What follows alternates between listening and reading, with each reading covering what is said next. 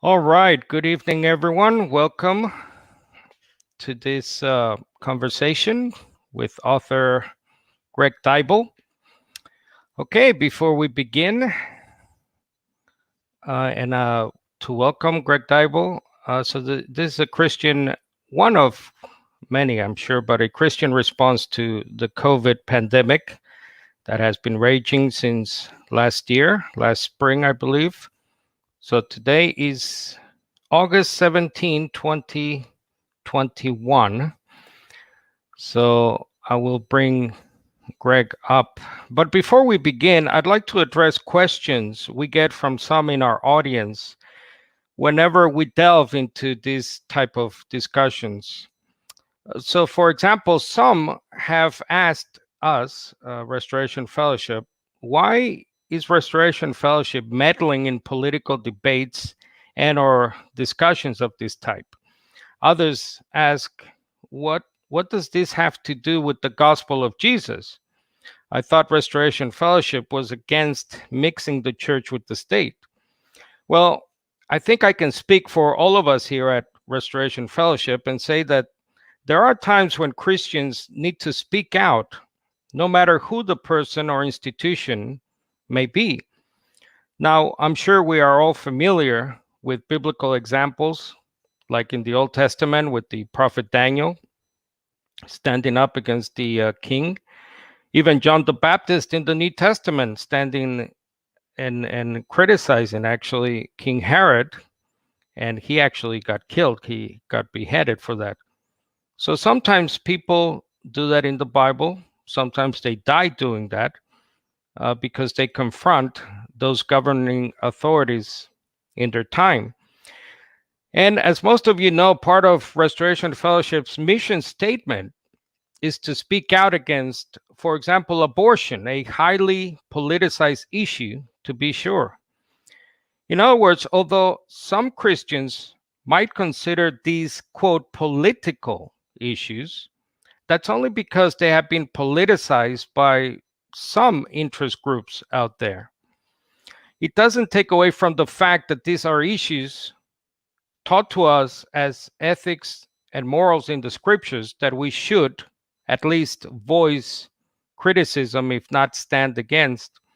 As a result, Restoration Fellowship believes it's not only a Christian's right, but obligation to sometimes speak out against such issues.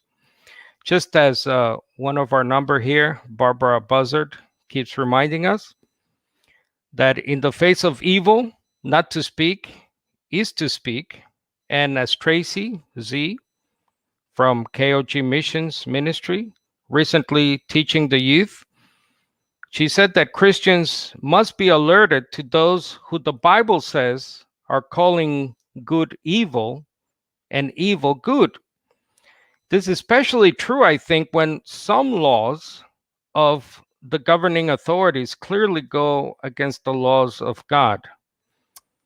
So last year, at the start of this latest world pandemic, the last one, as most of you know, was they're saying in 1918, the so-called Spanish flu, which killed an estimated 50 to 100 million people back then. So last year, I warned how Christians worldwide were being forced by certain governments to do things that have never been seen before in history. For example, going on 2 years now, governments continue to stop people of faith from not only congregating in their respective places of worship, but from making a living, going out to work, feeding yourself and your family, if you have one. As I said last year, millions are being affected by these, what I call draconian tactics. And I'm shocked and amazed to hear so many well meaning, even like minded, non Trinitarian Christians out there simply say things like, well, Carlos, my government knows better. Or even worse, it's really for our own good. Unfortunately, now in 2021, August, it is now statistically verifiable that violence in general, at least here in the United States, and by violence, I mean domestic violence, criminal violence. We know that suicide, by the way, which has had a tragic news of a young person committing suicide here in our Christian circles.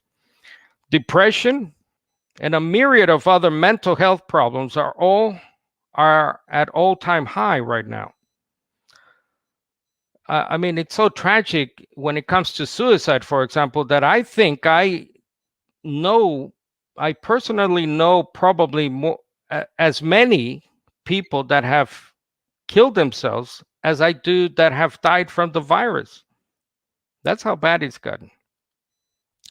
And of course, in saying all these things, and if you hear criticisms about the things to do with this pandemic, it obviously does not mean that Greg or myself, and I think I can speak for Greg here, and he will speak to you eventually, but it's not like we're COVID deniers, you know. We're not saying there is no virus. We're not saying that this is a conspiracy, that it's a fabrication, like I'm hearing some say out there, some, again, self-professed Christians. So let me bring on Greg Deuble here, and good morning, Greg. Morning, Carlos. How are you, and how's all the listeners? Good. And thank you. You're joining us from Queensland, Australia, and it's in the morning there. Yes, it is. Absolutely. All right. Well, thanks for coming. And let me give our audience a little bit of your bio, if you don't mind. So Greg was born and currently lives with his wife in Queensland, Australia. Greg graduated from the Churches of Christ, New South Wales Bible College, and held various pastoral ministries throughout Australia. Greg is also a retired ambulance paramedic. And I believe your wife, Greg, is a retired nurse. Is that right? That's correct, yes. Chris is she's a brilliant nurse, retired as well now. I once heard a particular doctor describe Chris as the best nurse he's ever met, and he was a fellow in his 70s. So although I've got about 30 years ambulance, pre-hospital and emergency care experience myself, I don't claim anywhere near to have the kind of, I guess, medical expertise as a doctor or a nurse or a specialist or a surgeon, but I do come to you with a little bit of medical experience, yes. More than me, that's for sure. And I'm sure more than many listening right now. Actually, Greg, this is one of the reasons I wanted to talk to you because of your background and that of your wife. And also the other reason is because you have been pastoring so many different churches and groups of people in many different areas and countries for many decades now. So thanks again for being here. Now, for the last 2 months or so, Greg, we here in the United States, at least myself, I've been listening, following closely the situation down there. And I'm reading and watching a lot of stuff that is very disturbing to me that's coming out of Australia. And actually, for the audience out there, I grew up in Australia most of my life, 20 years there. My formative years, from teenager to young adult. So it's really hard to see for myself.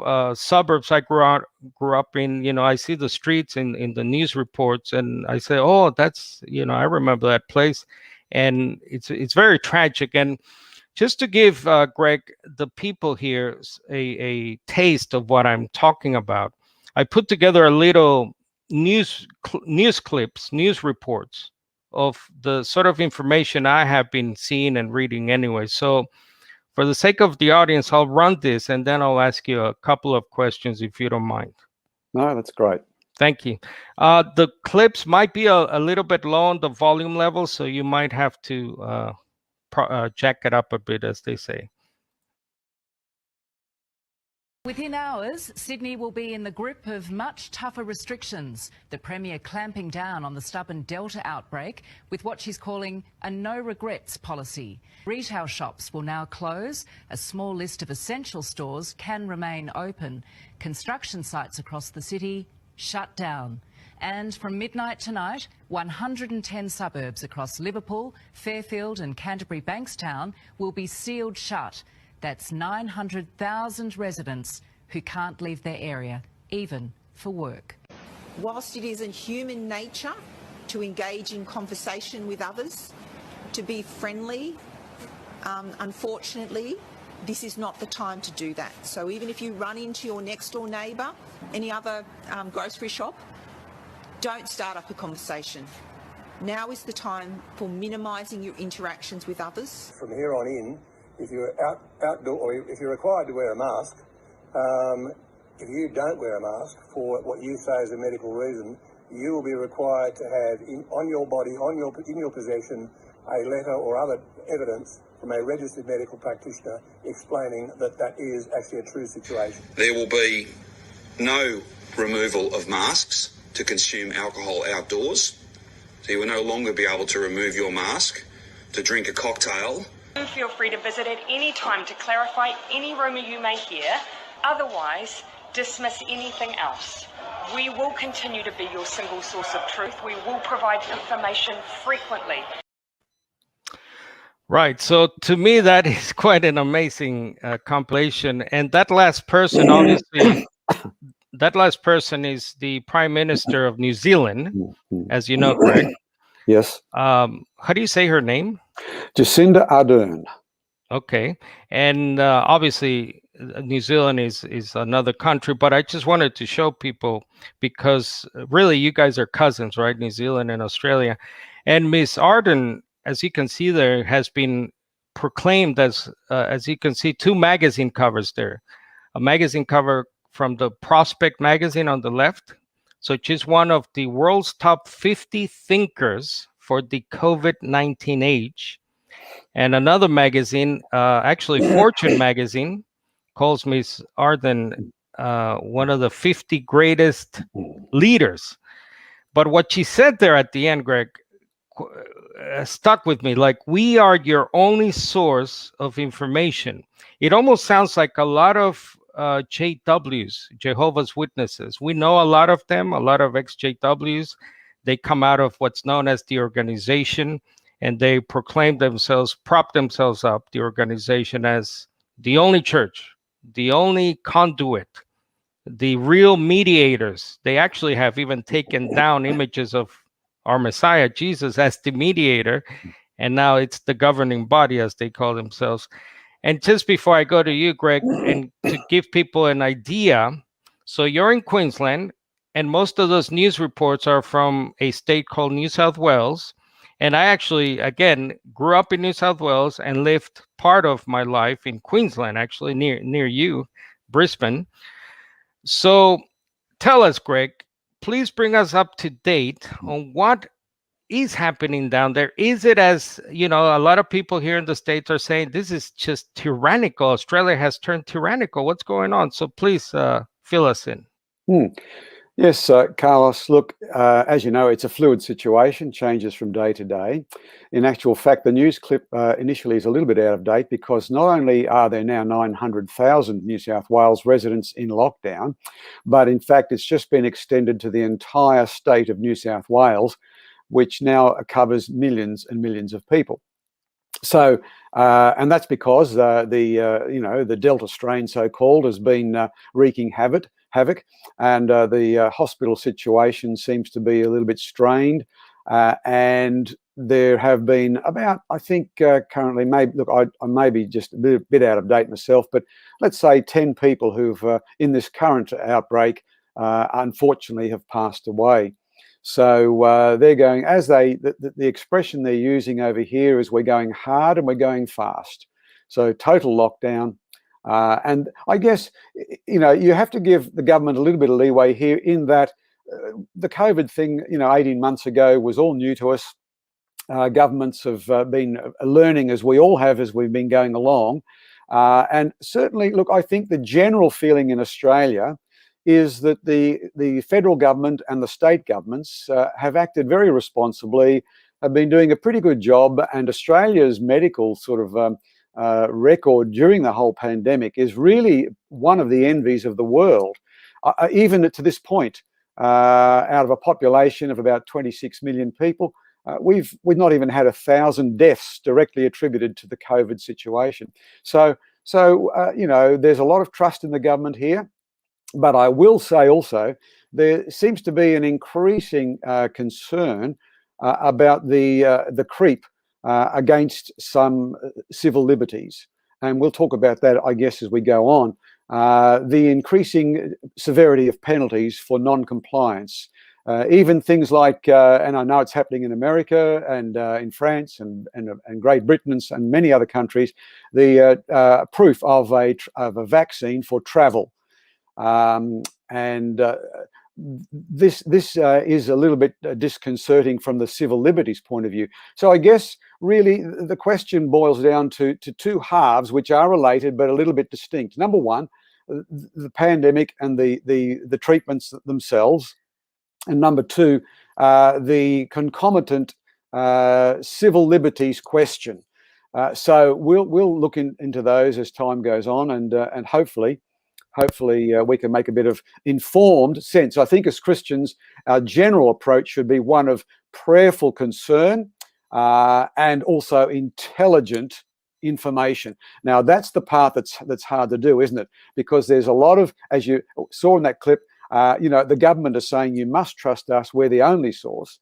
And yet I'm seeing and hearing increasingly of censorship for GPs, specialists, surgeons, medical and medico people who are raising a few red flags and concerns, who are being censored, shut down, and not heard. So this is a worrying trend, but we'll get into that in a moment. I mean, yeah, I think you just covered it very well. So a lot of Christians like myself are very critical of the governments really worldwide, because they have adopted really what many see as the Chinese plan. You know, of when this thing first came about last spring 2020, we heard of this city called Wuhan where the virus generated from, and they locked it down. And it seems like governments like dominoes have been falling and following, I should say, the Chinese model of just locking people up in their houses, taking away liberties, civil liberties, and hoping that a virus that is probably airborne just sort of magically, you know, after months, after years, just goes away. Now, one of the questions I have for you is regarding the lockdowns. So I'm seeing this headline this morning from, this is the Sydney Morning Herald, which I follow very closely. As you can see, they're a very weird headline.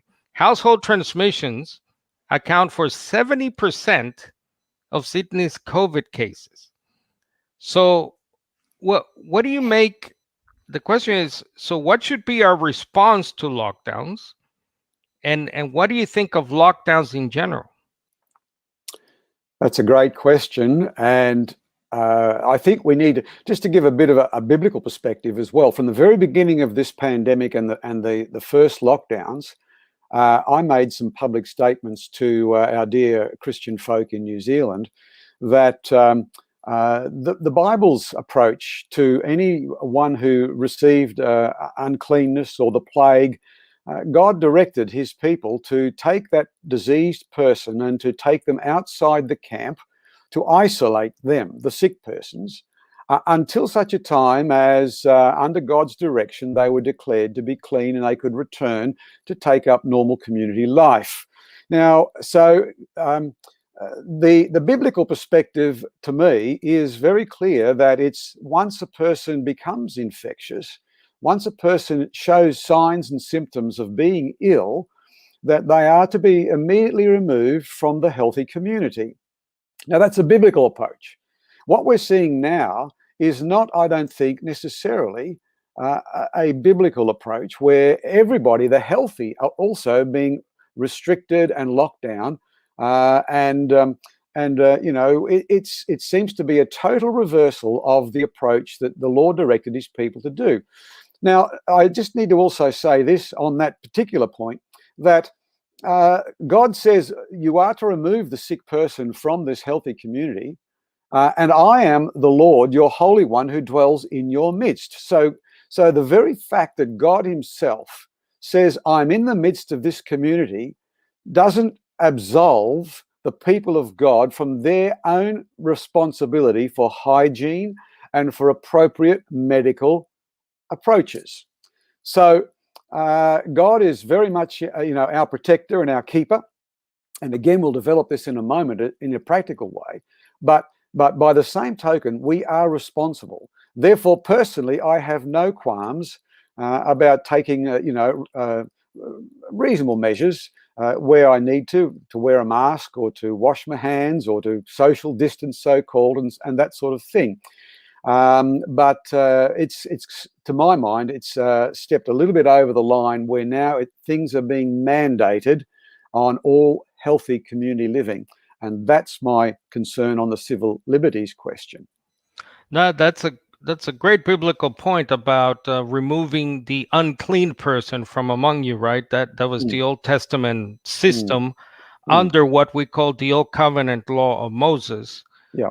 Actually, what the Bible calls the first covenant, the law of Moses. So that's a what you just said, which is reflected in the Bible, is what a lot of people and doctors I hear say, and I see they write. They say, why are we? It's like we're doing this backwards. Yeah. Doctors are saying, we pretty much know now, almost 2 years, in this thing, we pretty much know who is vulnerable, right? We know who we can isolate or who should be isolated. So why are we still doing this type of lockdowns? Especially when you have news reports saying that the cases are still rising and they're happening in the house. Yes. Do you have anything else to add to that? Yes, no. As I say, we'll get into the civil liberties side and what's going on in the vaccination in a moment, I'm sure. Now, just to finish off on that and the biblical perspective, now let's just take an historical perspective. Christians, and indeed the world, are not strangers to plagues. And it's, in fact, we've been kind of living in a bit of a cotton wool kind of a world for a few, a generation or two now, where vaccinations have come in, and for example, things like polio and mumps and measles and all sorts of things like that, vaccinations have proven very effective. And we can thank God for the advances of medical science at this point. Now, the interesting thing from the Christian perspective is that the church itself, in the first couple of centuries following Christ, had to face these plague situations. And historically, Christians had to ask the question, well, how do we face this enemy, this pestilence? And if you know anything about the history of things, for example, in the 2nd century, there was what was called the Antonine Plague. Now, it's estimated by historians that the Antonine Plague killed about 1/4 of the entire Roman Empire's population. But at the same time as this crisis was happening, Christianity was exploding out of the blocks. And the reason for it was because Christians actually didn't follow the rest of the population who ran and who fled from the sick. It was the Christians who actually went in and cared for the contagious. And as a result, the Christians were able to demonstrate the power of the gospel of Jesus, and to also present the message of the gospel of the kingdom, and how that this world was actually in a broken relationship with its creator, and in revolt against the very God who had loved them and whose son had demonstrated how to live. So So the New Testament perspective became a little bit different to the Old Testament, of course, in that the Christians actually went and faced the contagious and cared for them, even as Jesus himself demonstrated in his own life. Just to give a little bit more history and background, there was another plague which has been dubbed the Plague of Cyprian. Now, Cyprian, of course, was one of the well-known bishops who mentioned this plague many times in his sermons. And there are some historians who think he was actually talking about an Ebola plague. Now, this plague set off in the 3rd century a massive crisis again within the Roman Empire. But at the same time, again, it triggered an enormous expansion of the Christian gospel. An explosive growth happened under this particular plague of Cyprian, so-called. Now, Cyprian in his sermons actually told his congregants not to run from the plague, but they should not even grieve for their own victims as those who have no hope, because Christians die with the hope of the coming kingdom of our God, that we have eternal life, life of the age to come. He actually encouraged his own Christian followers to redouble their efforts and to care for the sick at that time. Now, Cyprian's fellow bishop, a guy by the name of Dionysius, he described how Christians, and I'll quote him here, should be heedless of the danger, and how they should take charge of the sick and attending to their every needs. Now, even a century after this dreadful plague of Cyprian, the very aggressively anti-Christian and very pro-pagan Emperor Julian, he complained bitterly how the Galileans, as he called them, the Christians, would care for even non-Christian sick people. So the church is not, has had to face what we're facing today in the past, and I think we should learn some lessons from the way Christians have done this. Now, with your indulgence, just to bring it a little bit more up to date, sure. And I'm no fan of Martin Luther, but me neither. But Martin Luther also encouraged Christians during the Wittenberg plague, and Martin Luther received a letter from another reformer by the name of John Hess. Martin, he said, should we flee now? Should we do the prudent thing? And Martin Luther said, now is not the time to flee and to abandon our posts. He said, Christian doctors must not abandon their hospitals. Christian governors must not abandon their districts. And he said, Christian pastors must not abandon their congregations. He said, this plague does not dissolve our duties as Christians. In fact, he said, and I agree with this, he said, this opportunity gives us an opportunity to turn the plague into a cross on which we must be prepared to die. So traditionally, Christians have had to face this, and we're not facing anything new. And many of the great leaders of the Christian church have encouraged people to not fear, but to continue to live in a bold and confident way in the promises and the hope of the Christian gospel. Now, that, as I've said before, that doesn't mean that just because we have the promises of God and the gospel of Christ, in our hearts, that we are not to take prudent and informed medical procedures and measures seriously. And I hope no one goes away from this podcast or broadcast, Carlos, thinking that I'm telling Christians to abandon vaccinations or they're not to listen to their doctors. That's each individual's Christian's responsibility to be prayerfully informed on their own response. Right, and we'll get to the vaccines. Thank you so much for that sort of brief history lesson. But history is so good to know. History, Yeah. It's not just in dusty old books that we have to. There's the old saying, you have to learn from history. Can you tell me, from your knowledge of history, Greg, if we're looking at not only in terms of historical plagues, is this a historical plague, let alone a biblical type level of a plague we're looking at here? That's a very good question. You know, I looked up the latest statistics from the world, situation we face now. And of course, this is fluid and changes from day to day. But as of yesterday, when I looked this up, there have been currently 208 million recorded COVID infections and cases. Most of those we know who fall sick from the current pandemic, so-called, will experience from mild to moderate symptoms and recover without any special intervention. And the tests seem to indicate, the results seem to indicate that those who recover naturally have a broader-based immune response and a longer-lasting immune response than those who are vaccinated. Now, it's still very early days to get any results from those who are vaccinated, but that seems to be a general trend. Now, of those 208 million cases worldwide, about 185 have fully recovered. Now, just to put this in context, Yep. I believe the world population at the moment is more Yep. than 7 billion. Is that Yes. correct? Yes. All right. So, Yes. I mean, Yeah. that just Yep. puts it to me Yep. in context. So, yes. So even to put it further into context, of the 208 million, confirmed COVID cases, there have been 4.37 million deaths.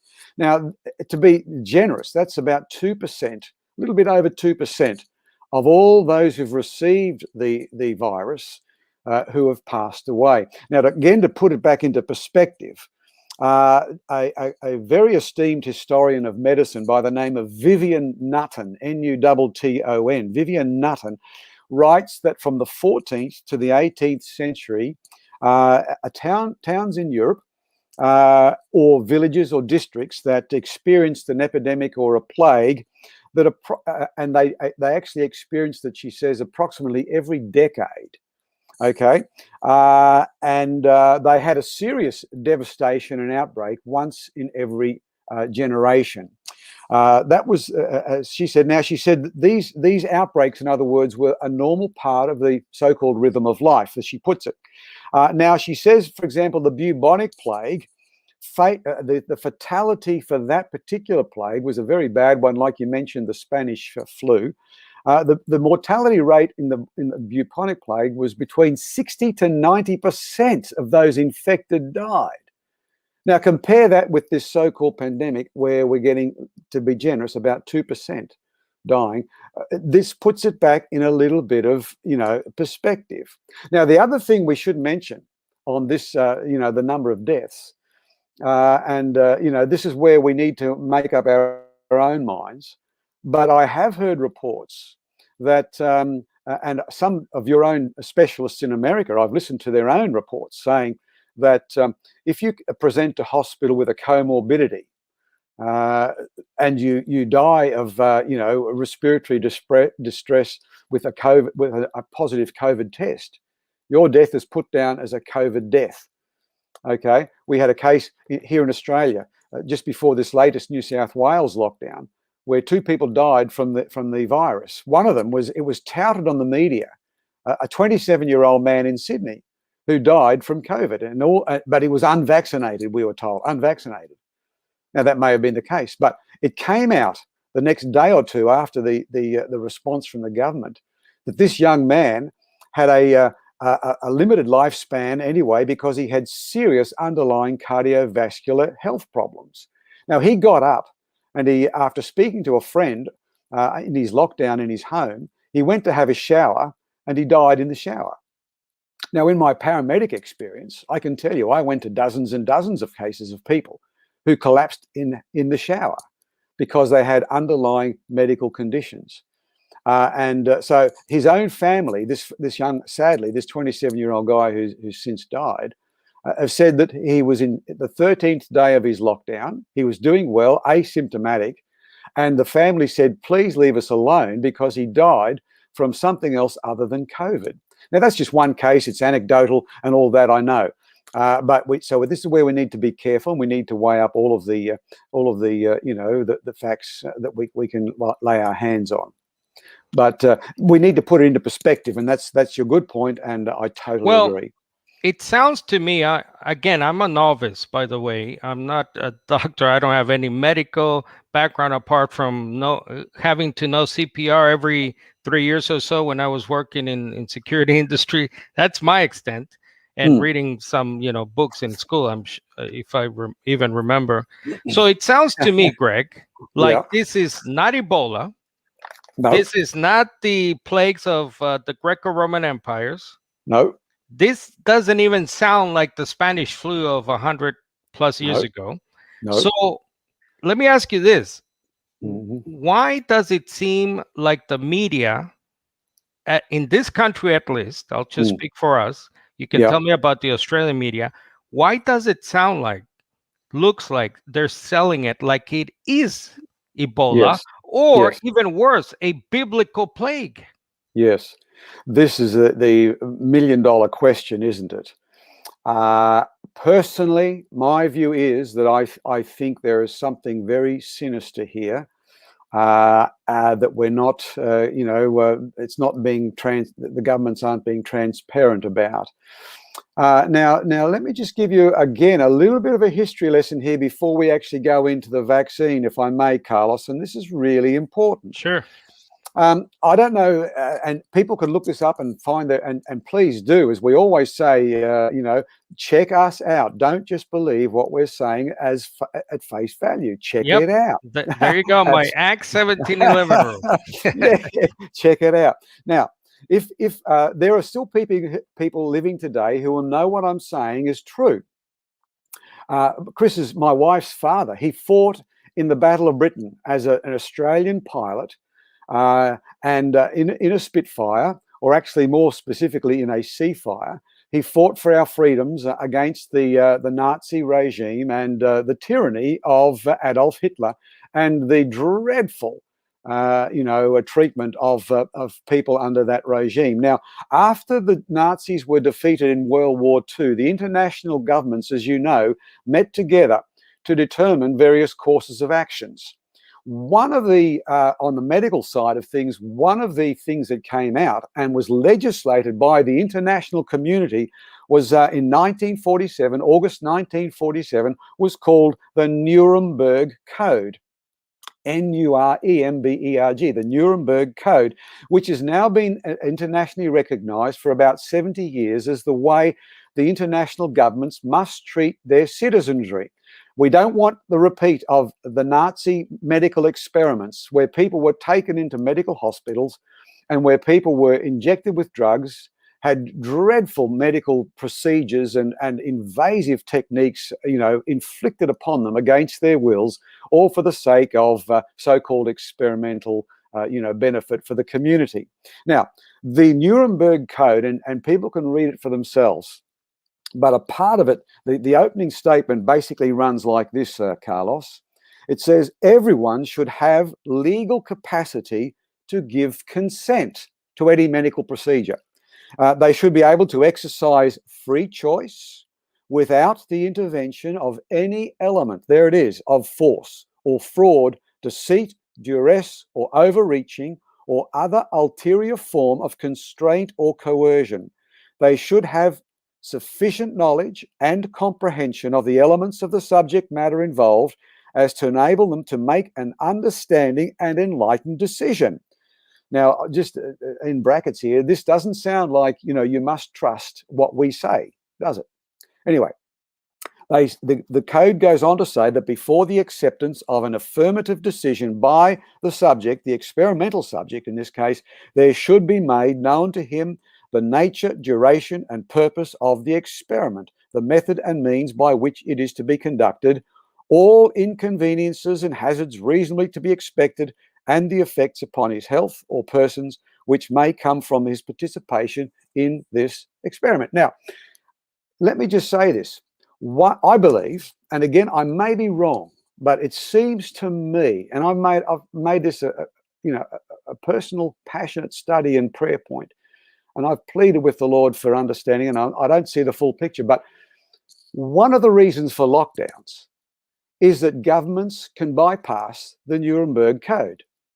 Because if you have an emergency situation, the governments can impose upon their citizens various regulations and mandate certain procedures without adhering to the Nuremberg Code. So that's why lockdowns, I think, are in. Now, I'm not denying the medical, benefits from, as I've said, from the biblical and from even the historical and scientific perspective of locking down people who are ill and contagious.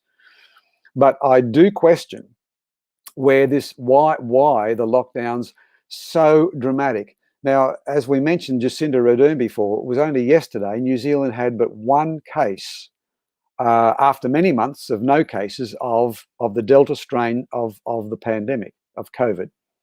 They went into a whole nation lockdown on the strength of one confirmed case. Now, in the last 24 hours, they've added another 4 cases. So currently, as I speak, New Zealand have 5 confirmed cases of COVID-19 and the variant Delta strain. But the whole nation now is suffering an economic and an emotional lockdown, which to me seems a way big overreach. Now, if Jacinda Ardern is one of the top 50 storming people in the world, you have to ask, what's her thinking? Why is she doing this? Jacinda Ardern has a socialist agenda. And I know for a fact, and I know a lot of Christians in New Zealand who are deeply concerned about the direction that country is going with their socialist agenda. So what I'm saying is, Carlos, the lockdowns to me are an emergency response to allow the abnegation of these international guidelines for the safety of our citizens, and that to me is a very, very troubling development. Right, and the question is this what they call good intentions with a bad approach that often leads to bad results? Yes. Because again, if historically speaking, you just laid out to me a very strong case, and knowing a little bit of history myself, you just laid out a very strong case that we're not looking at a historical pandemic on those levels. I don't think we're even looking at a natural disaster level, in terms of the natural disasters that have befallen this world and the amounts of people that have died at one time due to a natural disaster. So it doesn't seem to me we're looking at that. What's the word I'm looking for? And it's definitely not a biblical plague. I mean, if you read if you read the book of Revelation, I mean, if you read those visions, that is mortifying stuff. The amounts of people, what is it? 2/3 of the world will be emptied. I mean, anyway, before we move on to the vaccine, Greg, let me ask you about one more thing about the lockdowns. I have used myself this scripture, as you know very well, Hebrews 10:25, warning believers not to stop congregating, to encourage one another, and all the more as the day, that is the parousia, the second coming, so-called, of the Messiah, is approaching. It's always coming soon, right? It's always around the bend. So we must get together. You gave those very interesting historical examples from bishops back in the day, where they actually said, no, we have to be with not only with our fellow neighbors, non-Christians, but we have to stick together here.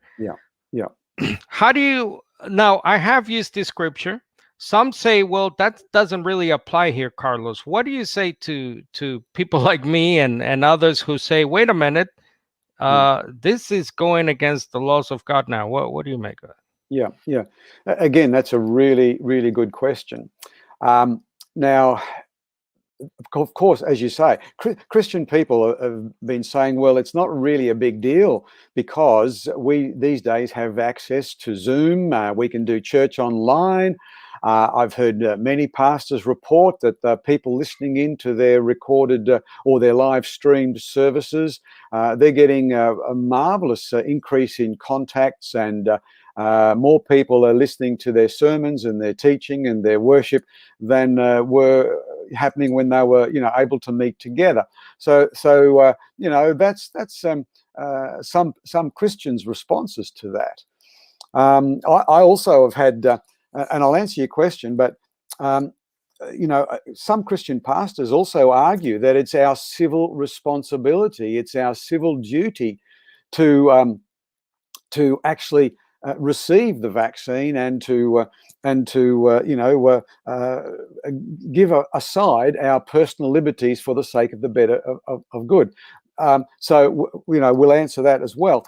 But to answer specifically, should we be meeting together and defying the government?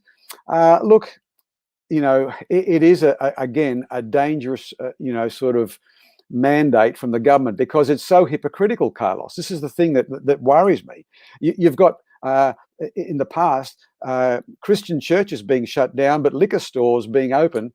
You've got churches being closed down, but brothels being okay. You've got Christian churches and assemblies being shut down, and you've got all of these double standards. That to me is again just it's at a very minimum. It takes away a government's credibility at that point. So, but the most important thing is we must not, as soon as we give in on and compromise on any of the Lord's requirements or desires for us, such as the one that you can see on the screen there, I think at that point we're already ceding ground to the enemy, and I think that's a really dangerous thin edge of the wedge that we need to weigh up properly. So I don't know if that fully answers your question. That's good, Greg. Thank you for that. Now let's get to the mass. So, by the way, our audience, I see a lot of people joining us tonight. Thank you for being here. If you have any questions for us, for Greg and myself, please type them in all caps to make it easier for us or myself to read. And time permitting, we'll go another maybe 40 minutes or so, Greg, if that's okay. 45 minutes. Whatever we need, yeah. All right, we'll go 2 hours more. No. And we'll get to any questions you do have, but please ask all the questions you like. I know there's a lot of disagreement. It's a spectrum of things out there. So, but I really appreciate discussing these matters, because again, as pastor teachers that we are, Greg, I'm day and night thinking about these questions. I'm day and night thinking about the person who cannot get online. Yes. And I'm also thinking about those persons who can get online, but it's not the same fellowship, right? You need we need each other. Yes. And we not only need each other, I need to see your face. Yes. So let's get to the mask issue. Now, let me start with this quote. This is from a journalist here, an author, very popular here in America. Her name's Heather McDonald. The reason they want us to wear masks outdoors is because it deputizes every American and turns them into a walking billboard of fear. So she said this in a podcast I was listening to last week.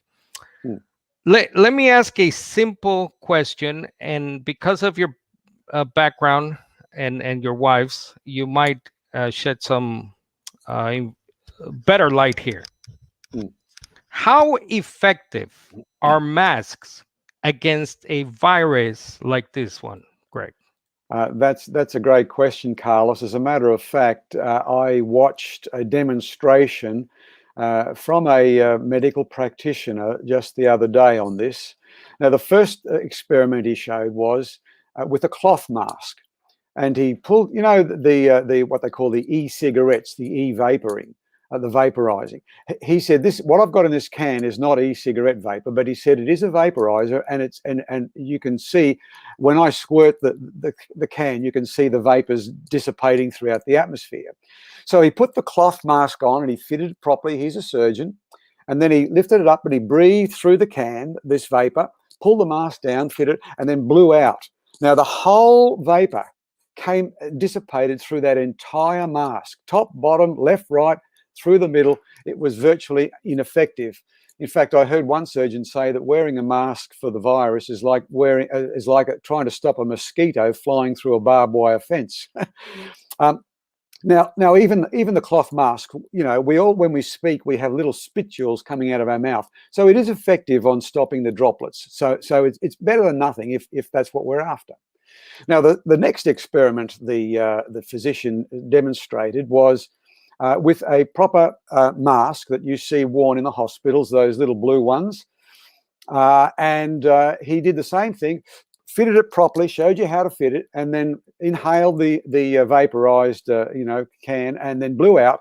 And the vapor shot out everywhere from this mask, and it filled all the air around him. So it wasn't stopping any of the vapors. So they're not particularly effective. But by the way, when I go to the operating theatre, I want to see the people who are attending me when they're going to cut me open wearing a mask. So I'm not knocking masks. Okay. So the third experiment he did was to take what they call the N95, the top line medical surgical mask, and he did the same experiment where he fitted it properly, inhaled, fitted it down again, and blew out, and there were still significant amounts of this vaporized gas from his lungs pouring out of the mask. So let's realize that masks, whilst they will help and whilst they do something, are not foolproof. In fact, do you realize, Carlos, even on the boxes from the product disclosure on the boxes of masks, it states in fine print, these masks are no guarantee that you will not contact COVID-19 virus. It's stated, it's a product disclaimer. So that shows you a little bit as to how, I guess, cautious even the manufacturers are as to the effectiveness of their top line masks. So, and it's stated in the CDC's own website to this day.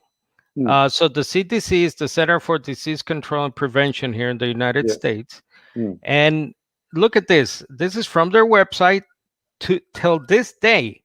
Surgical mask, the one you were just speaking about, not the N95, does not, and look at the not, NOT in caps in case, right?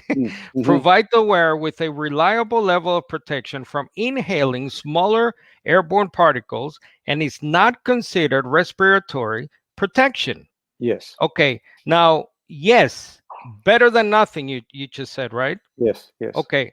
The issue is, the problem is, apart from the societal, human interaction problem of just turning us all into robots, and I can't see your face. We have to see each other. That's just a human thing. Apart from the damage to that, is the damage of, and let me ask you this, how damaging is it to be wearing a cloth, a mat, whatever it's made out of, most of your day, most of your life now, especially, Greg, for younger people and obviously children? Yes. How bad is that? Great point. And for a child to be wearing a mask 7 to 8 hours a day or whatever it is at school, the results are coming in and showing deleterious effects from hypercapnia. Breathing your own CO2, your own carbon dioxide in all day long is actually, quite detrimental. We have a little grandson who comes home pretty well every day and says to his mummy, I can't understand a word the teacher is saying. So even the kids, their learning abilities are being curtailed by this as well.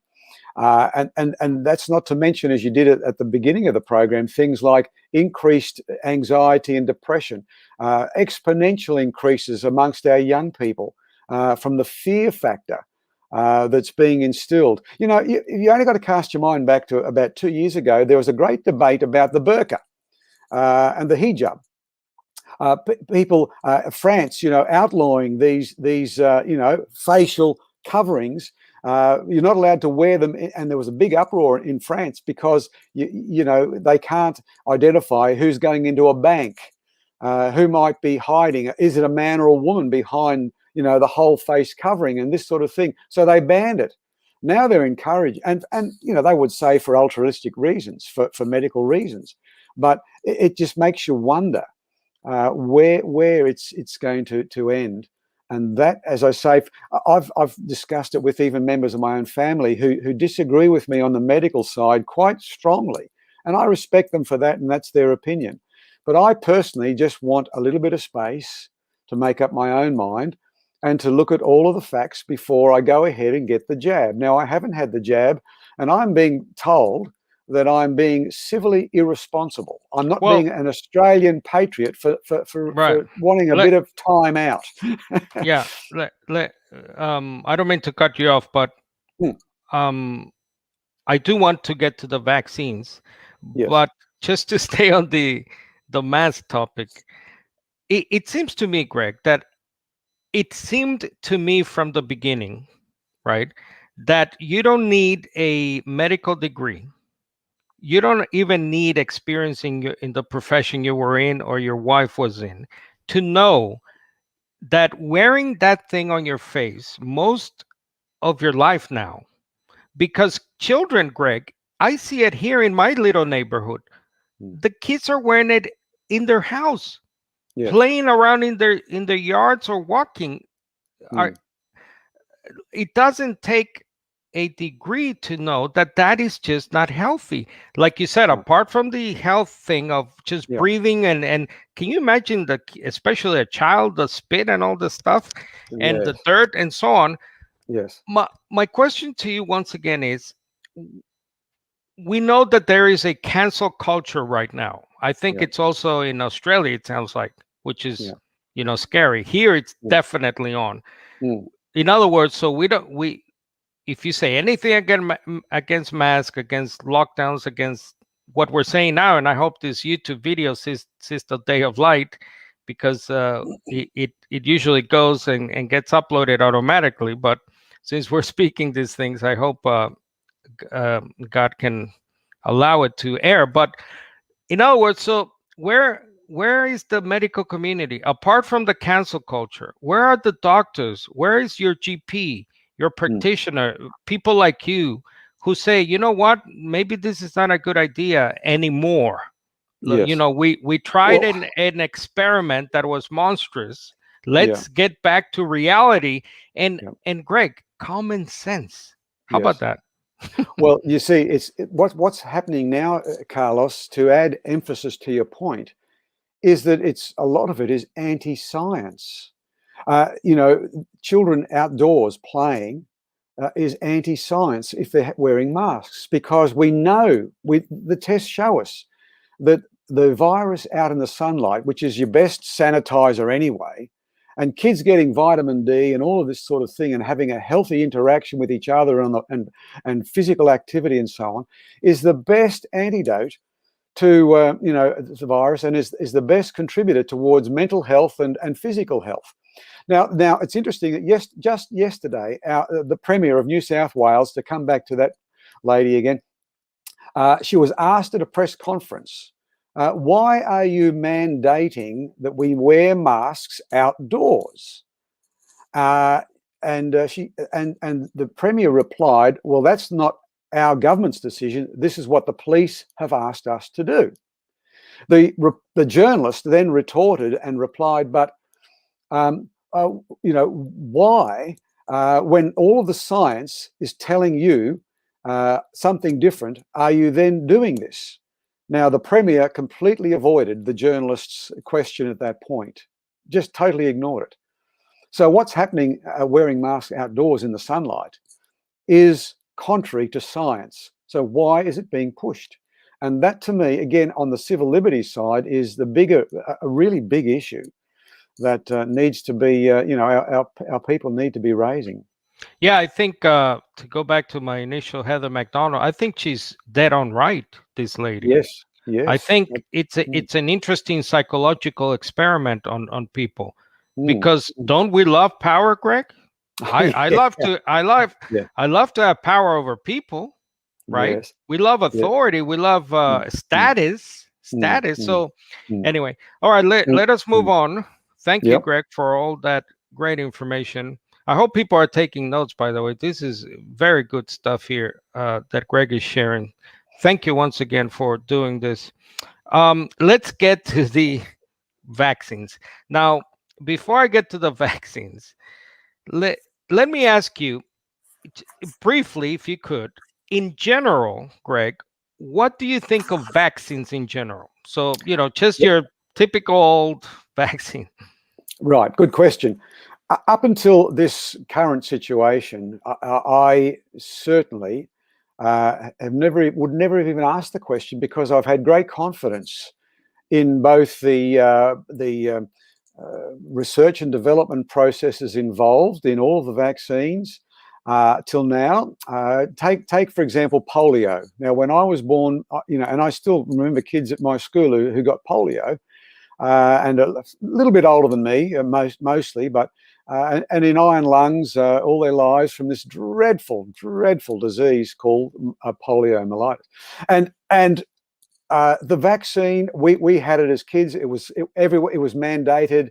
No one thought twice about it, because the results were on the board. The research and development had been done, and the follow-up results and tests all showed how effective it was. So I've never been anti-vax, never, ever. And as a medical person, to become an ambulance paramedic, it was mandated that I had to receive the jab for things like hepatitis B and so on. My wife had to have the smallpox, and still bears the scar on her arm from being a nurse. Everyone had to have it. None of us thought anything about it. Until along came COVID-19. Now, of course, we know that there was a wonderful concerted effort, I'm sure, from many of the scientists across the globe who got cracking on it and came to some sort of, rather a quick response. And you've got to take your hat off to modern science's ability to do all of that in that space of time. We have the advantage of genetics and all of that sort of DNA, at our disposal now, and increased computer power and all that sort of thing. However, there is still, I think, the jury's still out as to the long-term effects of the COVID vaccine. Now, it was only, I think, in the last couple of days, your own Dr. Fauci in America said that we better get used to it. We're going to have to get used to the idea of having booster after booster after booster for all the various, strains, variants that are coming out as the virus mutates. Now, if you look at it scientifically, Carlos, we know for a fact that a virus, once in the community, has an initial dreadful impact, a dreadful hit. But as it mutates, it gets weaker and weaker. And usually it passes out of circulation with no further long-term effects on the huge majority of the population. What were we told when the Delta strain first appeared? We were told it's a mutation that is weaker than the original, although it may be more contagious. Its mortality rate would be less. And it's going the way of all previous known histories of viruses. It's going to become weaker as it mutates further and further. That was the initial story from your Dr. Fauci's, from our own medicos over here and around the world. However, the message has now changed. We're now being told not only is the Delta strain far more contagious, which is true with what they were saying first off, but we're now being told that its morbidity rate is just as serious and just as bad. And look, I don't know. I haven't seen the data on it. I'm not privy to it. But it seems to be, again, a little bit counter, the science as to the way viruses behave. Just yesterday, I've heard for the first time that now we're being warned about the new Lemma variant from South America. I think from Peru, if I'm not mistaken. Get ready for that. So here's another booster shot you're going to need for the Lemma variant, and so on. So this to me is a troubling, situation. Now, up until now, as a paramedic, until I retired, it was recommended that all paramedics on the front line in the community receive the influenza shot every year to get updated. Now, in all of that time I worked, I never took one influenza shot, and I never got the flu. My wife, Chris, with her good conscience, in a nursing situation, she every year got the influenza vaccine and thought nothing about it. And many of my comrades did, many nurses did, and I fully respect that decision.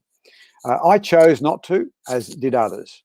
It was only last year, surprisingly, I decided when I was having a physical checkup with the doctor to get the flu shot. Turns out I didn't need it because the flu was no longer the problem; it was the COVID thing. So I took it when I didn't probably need it.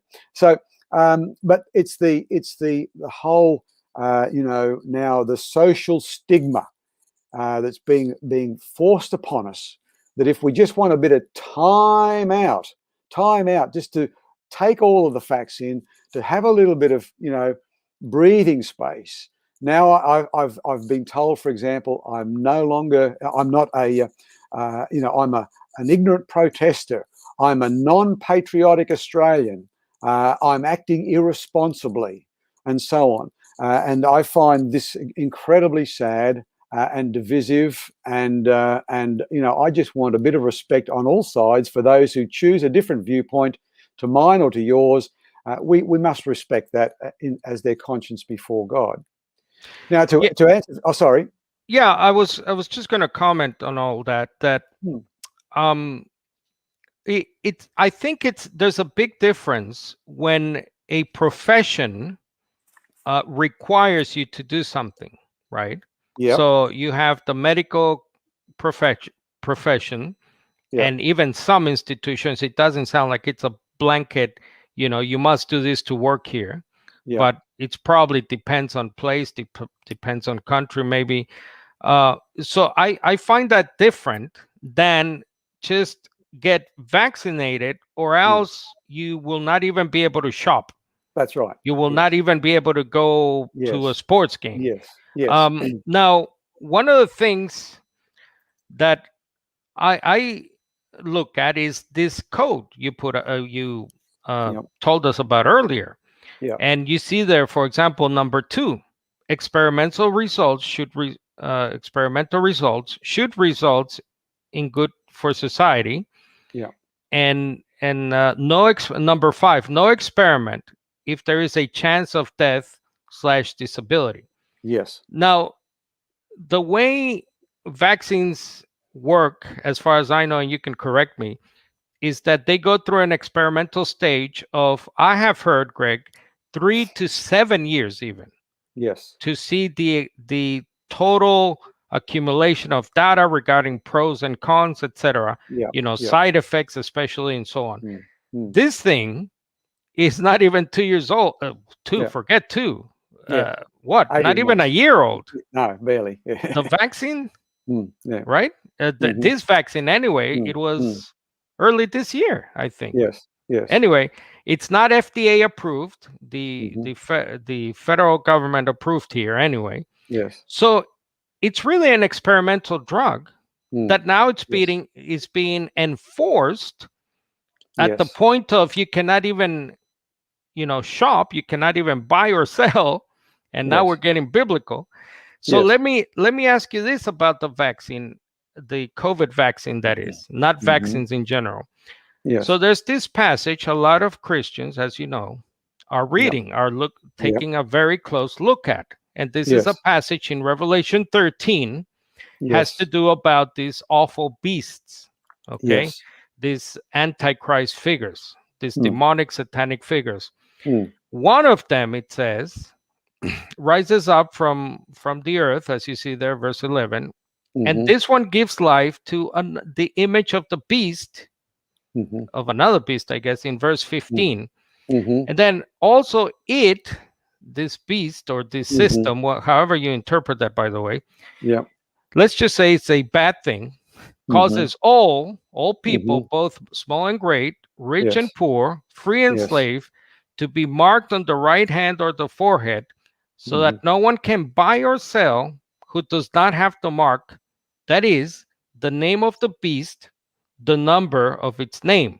And then this famous verse 18, This calls for wisdom, so you better be wise about this.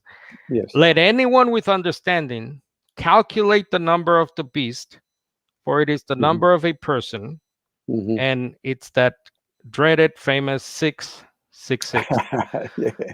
Now, as you know, a lot of people are looking at this, a lot of obviously Christians going, oh, hold on, this thing sounds a lot like that. What do you say to that?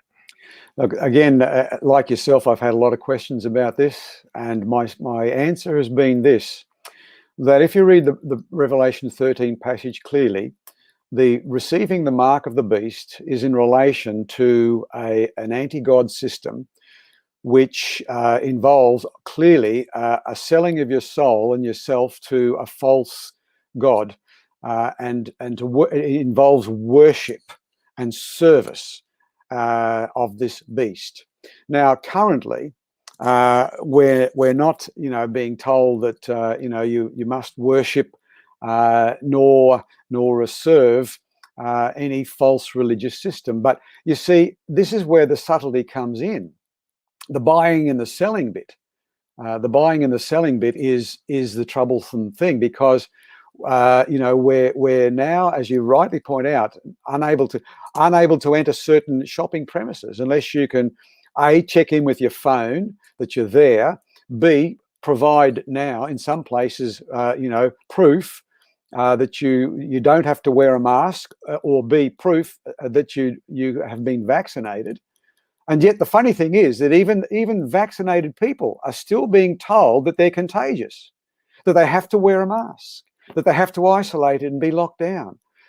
So that, to me, again, is a big question mark about the effectiveness of the vaccine. When I was vaccinated for polio, nobody ever thought I was contagious again. It was finished. But this is different. Now, specifically with the mark of the beast, I think personally, these are troubling signs that we are now entering into a phase of introduction to this final revelation of the Antichrist system. And once we give up our civil liberties at this moment, when it seems to be for the altruistic good of the whole community then has ended up surrendering freedoms which are very hard to get back. And as I say, when we've got people like Fauci and co telling us that you're going to have to wear masks even if you're vaccinated, you're going to have to keep on getting these boosters and so on. These are troubling, signs to me that need to be really prayed about and worked through. Now, one of the other troubling things we haven't mentioned, Carlos, on the vaccine and what's happening is that I personally have listened to a number of highly regarded and qualified specialists from the big pharmaceutical companies who are now raising red flags. I've listened to, even the other morning, on a Saturday morning, this last Saturday morning, there was a fellow in Australia who was a senator in our government, a Senator Greg Schmid, who put out also a medical professional who just come out of the operating theatre, still with his mask and his protective gear on. And he gave an up-to-date report on his view of what's happening with the pandemic. Now, within an hour, when I went to listen to that interview, he'd been censored. The government had somehow removed even one of their own senators from freedom of speech. To me, and I could give you many other examples of as I say, people in big companies. One of your own members up there, I think in Canada, who was on your air over there, Dr. Byron Bridle, Bridle, B-R-I-D-L-E, the associate professor in viral immunology at the University of Guelph in Ontario. He's raised some concerns about the COVID vaccine with its spike protein. Now, countering his argument that the spike protein is now being discovered in post studies in all the tissues of the body, including 7% of the vaccine now finding its way into women's ovaries in their reproductive systems. And he's been raising questions about the results that are coming in. But this is where it gets challenging, Carlos, and difficult, because I read yesterday again, the Associated Press in America got their own expert out, and he said that this professor who was a part of the virology sort of research team for Pfizer, is giving false information now. So you've got these claims and counterclaims by so-called professional people. Who and how do we believe it all? And at the very bottom, I noticed the Associated Press, after debunking Dr. Byram Bridle's, presentation, they said this, and I wrote it down verbatim. It says, "This is part of the Associated Press's ongoing effort to fact-check misinformation that is shared widely online, including work with Facebook to identify and reduce the circulation of false stories on the platform." In other words, they're censoring Dr. Byram Bridle now. Anybody who says anything contrary to an accepted, consensus from the powers that be is now being cut off from Facebook, and so on. And we all could give perhaps many examples of how this has been happening. I'm going to be surprised if even this YouTube isn't somehow. Well, this is the big, in poker. I'm sure you've watched poker, if not played poker. There is a thing called the tell, where a player gives himself away, right? He's got a twitch or whatever, Do you see those movies? That is the tell to me. Yes. The tell, or if you like boxing analogy, the tell of the tape, right? Where they're clamping down on anyone and everyone, regardless of status and medical profession, by the way, which is scary. Because we're talking Harvard, Greg. Yes. We're talking Yale. We're talking, there was, I forgot the name of the group of Harvard professor, Yale professors early on in the pandemic that came here and they spoke very loudly until they got censored. I mean, there were legitimate high caliber medical people saying, hold on a second, there are therapeutics, there are this, there are that. And there were even on the mainstream here in the US on Fox News, and they're gone. I don't see them or hear from them again. That's right. No. Now, that's the big tell to me. And just to highlight the vaccine issue, I saw this headline, a tragic headline of a death, right? But look at this. On the left, you have the headline, fully vaccinated man dies of COVID-19. The daughter says he was cautious. Yes. Vaccines are not 100% effective. So that's August 11. And then look at one of the story at a glance points. Doctor said the condition of the father could have been worse if he was not vaccinated at all.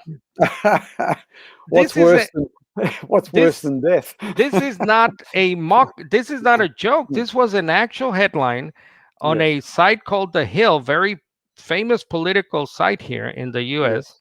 Yes. So it seems to me, Greg, that, well, let me get back to the mark of the beast. In biblical studies, there's a thing called types and shadows, right?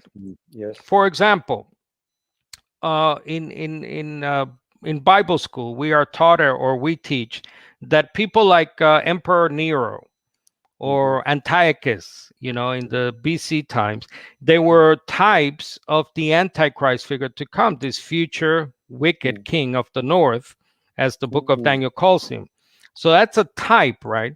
So to me, and I think that's what you were getting at, it's not that COVID vaccine is the actual mark of the beast, but this could well be what some call a dry run for that eventual real thing. Is that really where we're at? Yes, I think that's a great point, Carlos. Talking about the types, only got to read the book of Daniel. Remember when the image was set up and the king said, "At my music, you're all going to fall down, or you're going to be thrown into the fiery furnace." And there was a choice for the young lads there when they defied the king, as you know, and they were thrown into the hot fiery furnace, and they were rescued. Now, the New Testament says that some were delivered and some weren't. So I'm not going to say if I choose to not get the vaccine that I'm not going to die from it. I have my own things which we might get to in a moment. But the types and shadows, this is what's going to happen. And I believe what you're saying is correct. The globalists who are working towards shutting down the entire globe unless you agree to their particular worldview, are making preparations, and this is a dry run. How easy it's been. All, as I say, for very well. If you don't get it, you're going to die. If you don't get it, these things you got to love your neighbour and your friends and do it and so on. And everyone's doing it. So I think that as I agree with you, this to me is the big concern, and it's really seriously, Carlos. It's only people who believe the Bible. It's only people who believe the prophecies of the Scriptures who are really, I think, seeing through some of the fog and beginning to realise that there seems to be a sinister undercurrent, which we can't expect those who don't have a biblical perspective to accept and to understand it. And that's why we're on the outer. That's why we're the minority. And yet there are other good people who are not Christians who are seeing it, who are speaking up, even in a braver way than some of the Christian pastors and ministers, which is a terrible indictment on the fear and anxiety within our Christian communities. Yeah, and it's very important to see what Scripture says about knowledge, wisdom, understanding, Yes. that Yes. comes from teaching. Yes. Our faith, Christianity, is not a feel-good thing. It's not based on feelings alone. I'm not saying feelings obviously are bad. No.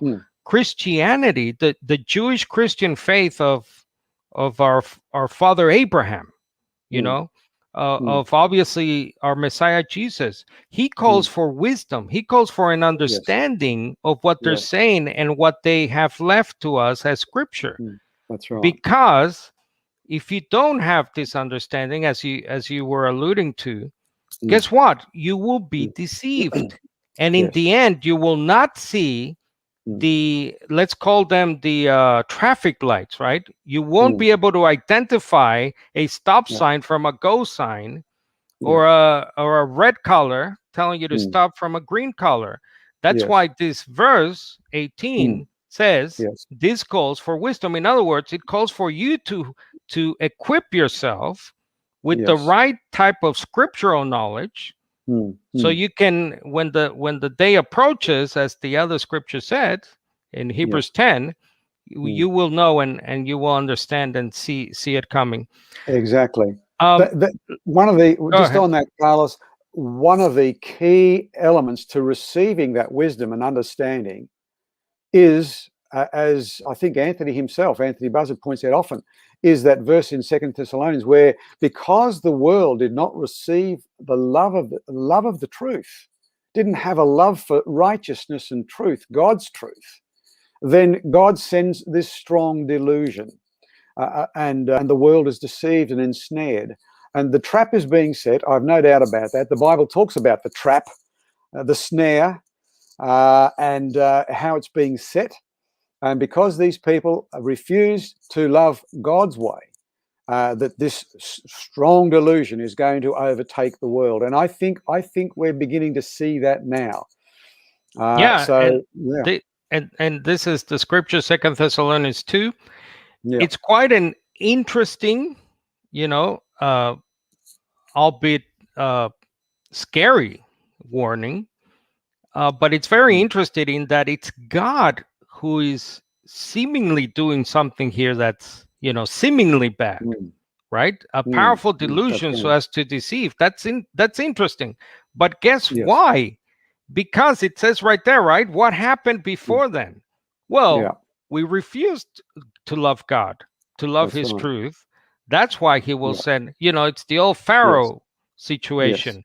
No, it's not that God just said, oh, I'll just harden this guy's heart. No. Pharaoh hardened his heart. You have to, the soil has to be cultivated in such a way, Greg, that God will put the seed that is fit for that soil. In other words, if you have cultivated a very bad soil, right, guess what type of seed will go in there, as opposed to a good soil. So God is he's very patient, but there's a limit, right? There's a limit to the evil of humanity. We see it with Genesis 6, the flood, where humanity reached that level of destruction. Before we go, Greg, as we wrap it up, some comments here. This is from Kingdom of God Ministry. With all this talk, bottom line, we each have a choice, and it should not be based on fear. What can believers do to keep unity in the spirit? We can't let this divide us. That's a great question. I think believers, first of all, as I said, must be themselves prayerfully concerned for family, friends, neighbours, and our countries. I think we need to be intelligently informed, as we've been trying to say. Weigh it all up, just have a bit of a breather. Thirdly, I think we need to allow people respect for their own conscience before God. Those who disagree with us, they're entitled to that opinion. And we mustn't be angry and fly off the handle, but we can certainly lovingly present our position and as we see things, and be open to something. There may be something I'm not seeing, and I'm open. I genuinely am. If people, but the thing is, when in my discussions with people who disagree with me, they end up simply turning to ad hominems. They end up simply sort of, making wild statements without any factual basis, because they can't seem to answer the facts. And that to me is a troubling thing. But we need to be respectful, never lose our temper, always be loving, and always demonstrate the compassion and the boldness of Christ. As I mentioned to you, the early Christians, they saw this challenge as an opportunity to demonstrate the reality of the gospel for them. And I think this is our great opportunity to do that as well. I'm not too sure if that helps. That's great. Yeah. Here's another one, and then I'll give you a chance to wrap it up, Greg, if you have something else to say. Edgardo, thank you, Edgardo, for watching. What vaccine can you advise? Okay, as I mentioned to you, first of all, I'm not anti-vaccine. All of the previous vaccines up until the latest COVID one, I believe, have been medically trialed. Lots of opportunities for follow-up results and tests and so on. And I don't have any fear about taking those. This current one, I want more time personally. I'm not going to advise you to take the COVID vaccine or not. Whether you want Pfizer or the AstraZeneca or the Johnson one or the other ones, that's your choice between you and your physician if you trust them. So I'm not going to advise you to have it or not to have it, or which one to have or not to have. That's way beyond the purview of my position here. But the best vaccine of all, as a Christian, is, as I say, to cling on to the promises of God and walk in obedience to Him. Now, just to give my own little personal sort of testimony here, up until only the last week or two, I was really asking the Lord for wisdom and for guidance, and I didn't have any clarity on it, although I was trying to be informed.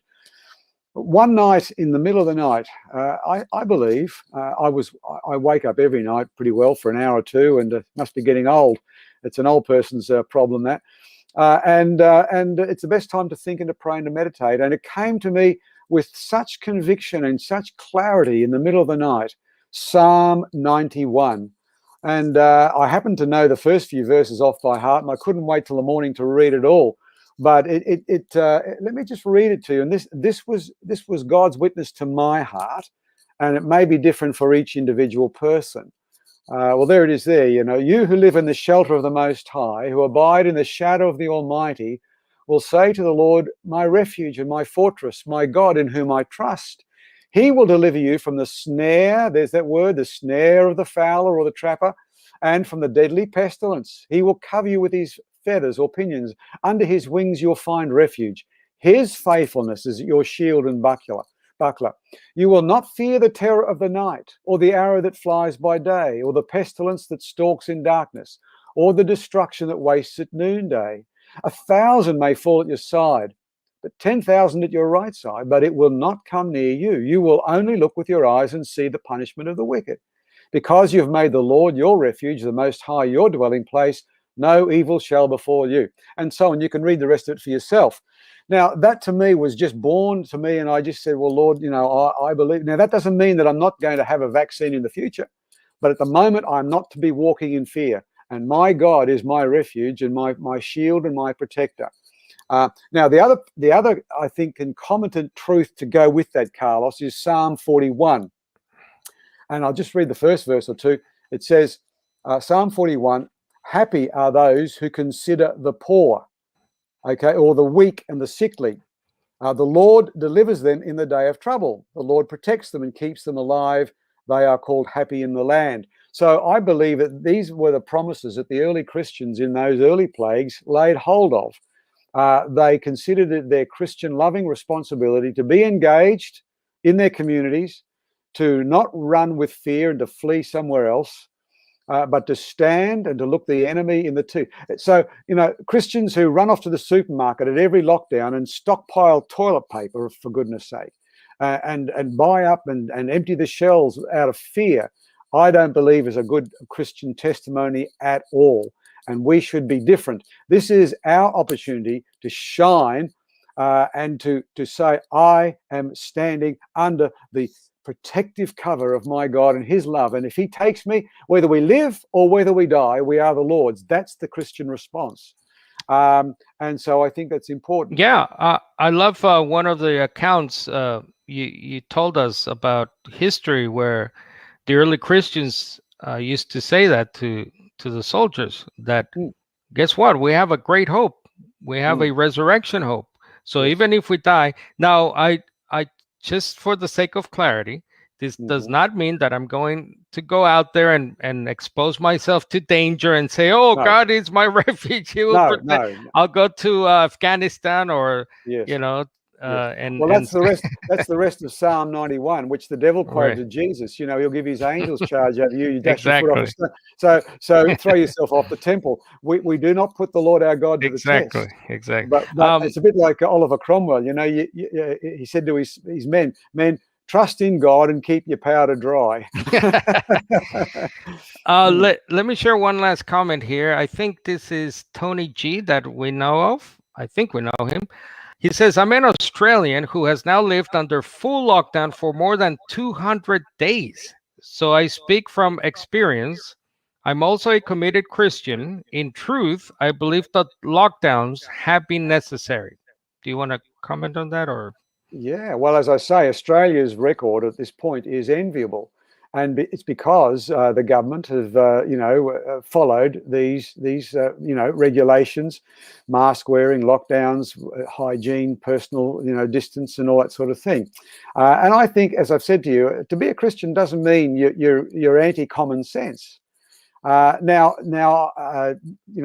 I talk to other Christians who own businesses, who just get started again after a lockdown, and then they've ordered thousands of dollars worth of food in and for the weekend, and they all of a sudden they have to throw it out. It's wasted. So we all come from different positions, some more privileged than others. Fortunately, I'm retired. My work and my income doesn't depend on doing what my employer says. Now in Victoria, where Tony lives, there's a big company called SPC, the Shepherd and Preserving Company, and they're now mandating that all of their workers, those people who put the fruit in the cans and who do all of that, must be vaccinated. I think it's gone to legal proceedings to see whether a company has this power to enforce even such a mandate on their workers. So to me, again, there's no complete right or wrong answer for any of it. We have to negotiate a minefield of each individual's journey and perspective. I think, yeah. And we have to put ourselves in other people's shoes. Like you said, I mean, here, we are in the lap of luxury. Here in my household, thank God, we really, it's a lap of luxury. So when you're in that sort of blessed position, that I'm in, all I can do is think of others who are not in this position. I think of the families I saw in Sydney where they locked down a whole unit of apartments, what we call apartments here, you call flats, and a woman, Greg, crying from her balcony saying, what am I going to do? I don't have anyone here. I'm stuck in this little room. I see families with children in a little room stuck there. You know what I'm saying? So I think we also have to be sensitive to that and realize that we are not all in the lap of luxury. We're not all in walking distance to a nice beach or an ocean, let's say. I know some people here who are retired who live in places like that. We have to be always in prayer and always asking God for mercy on those people, especially non-Christians, by the way. People who have no hope, Greg. They have no hope. So-called atheists or agnostics like I was. And you're in a situation where this is where the mental issue is very troubling to me anyway. That's right. I mean, there are a lot of benefits and there are a lot of negatives with the lockdowns. And just to finish off to answering Tony's question there, the interesting thing is that as I say, these statistics are 99.7 or more % of those who actually receive or have the coronavirus and who recover do so in a far better state than those probably who've been vaccinated. And so eventually, are we going to have endless lockdowns? I mean, poor Tony and the people in Melbourne have had lockdowns for over, I think it's about 6 or 7 lockdowns, a total of over 200 days now. How much longer can they bear this? Which is the worst? As I say, as we said before, is it the cure or the disease that's worse? Ultimately, there's going to come a point where we're going to be locked down forever and a day because we're going to need all these extra boosters, or are we going to just have to say, look, as in past history, there comes a time when the community has to get on with normal, healthy living. So it's a no right nor right answer or wrong answer. It's just a question to ask and to ponder and to pray about, obviously. No, thank you, Tony, for your comment. And it opens up that conversation about, look, are we just going to live like humanity has lived since we've been put here, with certain dangers, certain precautions we have to face each and every day? Or are we going to just lock ourselves up? Like we're scared that there is no tomorrow, that there is no resurrection hope, no kingdom coming. So what are we going to do?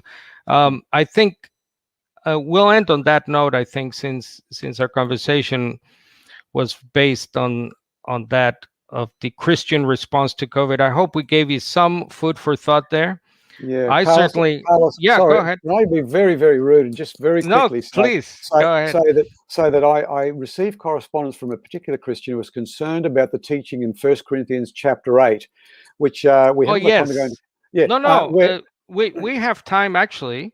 Oh, okay. If you have time, we have time, because I know, I'm sorry, I forgot. I know you wanted to bring this up. So please take your time. Yeah, this concerned Christian was saying that their pastor used 1 Corinthians chapter 8, which is that Paul's teaching on whether Christians should eat meat that's been offered to idols. And the problem was, of course, some Christians with knowledge, that is, those who understood God's teaching and God's word, understood that an idol was nothing, and that therefore they were free to buy meat from a marketplace where they knew that the animal had been sacrificed to an idol first, and they felt free to eat this meat. Others who were weaker, Paul says, weaker in their Christian faith and conscience, would be emboldened when they saw this liberty from certain Christians, and would go ahead and also participate and wound their own weak conscience and perhaps potentially destroy their faith.